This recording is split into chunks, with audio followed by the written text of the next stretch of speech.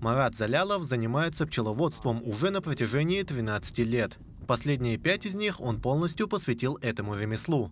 За это время он полностью изучил жужжащих медоносных насекомых, зная их повадки и не боясь брать их на руки. На его пасеках производятся 3 вида пчелиного меда – разнотравный, цветочно-падьевый и кипрейный, который еще называют иван-чайным медом. Всего же в его распоряжении насчитывается более 150 ульев. Мне, во-первых, это очень нравится, как само занятие, потому что пчеловодство это, во-первых, как искусство, во-вторых, это ремесло, и в-третьих, наверное, можно сказать, наука, да, и все эти аспекты очень важны, если хочешь гармонично развиваться в пчеловодстве. Центр любой пасеки – это хороший улей. В одном таком в среднем располагается более 30 тысяч особей. И за лето оно может принести более 30 килограмм меда. Труд Марата Залялова принес свои плоды. Его мед в феврале этого года занял 2-е место по России в номинации «Натуральный мед».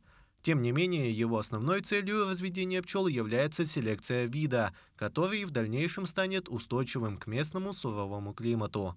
В плане селекции, допустим, мы воссоздаем вот эту популяцию якутских пчел, якутскую популяцию среднерусской породы пчел, которая позволит нам, вообще пчеловодной отрасли в Якутии уверенно зимовать. Это первое, да, хорошо собирать мед. И если мы сможем из года в год вот эти хозяйственно полезные признаки передавать и распространять вот эту генетику среди всех пчеловодов, то мы сможем